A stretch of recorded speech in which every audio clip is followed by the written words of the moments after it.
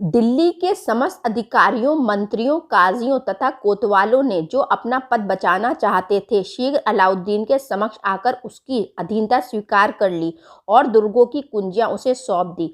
21 अक्टूबर 1296 के दिन वह इल्तुतमिश के सफ़ेद राजमहल और बलबन के लाल महल में विराजमान हुआ।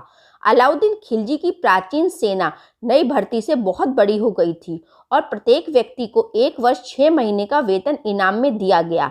अलाउद्दीन खिलजी को जैसे ही सिंहासन प्राप्त हुआ, संभवतः इसी दौरान मंगोलों ने भारत की भूमि को स्पर्श करने की कोशिश की।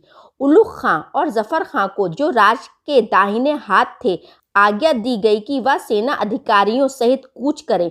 जफर खां उलुग खां ने दोनों दिन का मार्ग एक दिन में पूर्ण करता हुआ 5 फरवरी 1298 को दोनों सतलज नदी पर स्थित जारन मंजर नामक स्थान पर पहुंचे और अपने सैनिकों को आज्ञा दी कि बिना नौकाओं की सहायता से नदी पार करें।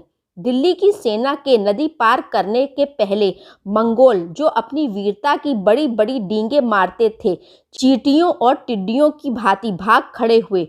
20,000 सैनिक मार डाले गए और शेष जंजीरों से जकड़ दिए गए।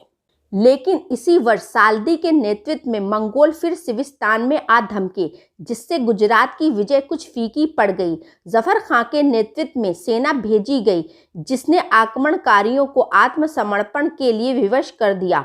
बर्नी लिखता है कि अनेक स्त्री पुरुष युद्धबंदियों के साथ और वीर सेना नायक दिल्ली लौटा, लेकिन सुगमता से जफर खां ने यह विजय हासिल कर ली थी।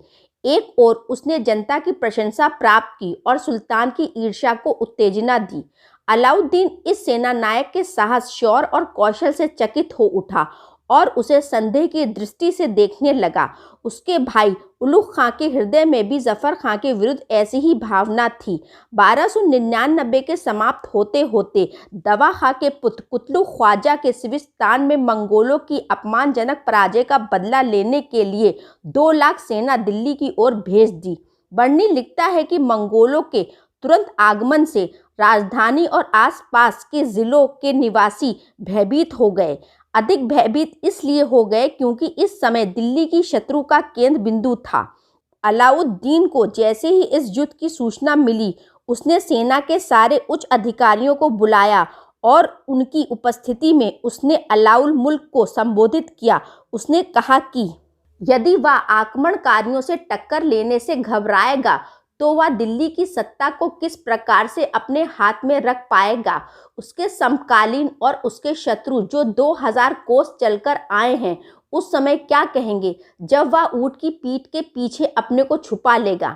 अंत में उसने नगर और राजमहल वजीर अलाउल मुल्क के अधिकार में छोड़ दिया और आदेश दिया कि जो हम दोनों में से जो कोई भी, चाहे वह या मैं, विजयी हो, तुम जीतने वाले का अभिनंदन करना और उसके आज्ञाकारी सेवक हो जाना। इस युद्ध में अलाउद्दीन से ज़्यादा जफर खां की वीरता काबिले तारीफ रही। मंगोलों का पीछा करने के लिए गए जफर खां और शाही सैनिकों में से कोई भी सैनिक उस दिन लौटकर नहीं आया।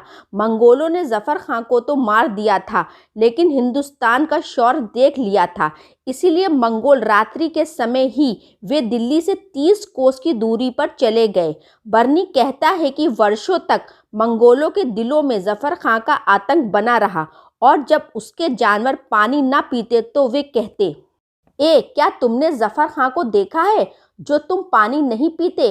परंतु जिस जफर खां की वजह से मंगोलों ने दोबारा हिंदुस्तान की धरती पर कभी कदम नहीं रखा, उस वीर और युद्ध के नायक जफर खां की वीरता और बलिदान की प्रशंसा नहीं की गई, बल्कि इतिहास ने उस वीर सेना नायक को भुला दिया, सिर्फ और सिर्फ अपने बादशाह अलाउद्दीन की ईर्ष्या के कारण। ये वीडियो यहीं पर समाप्त होती है। अगली वीडियो में फिर मिलेंगे, तब तक के लिए अलविदा दोस्तों।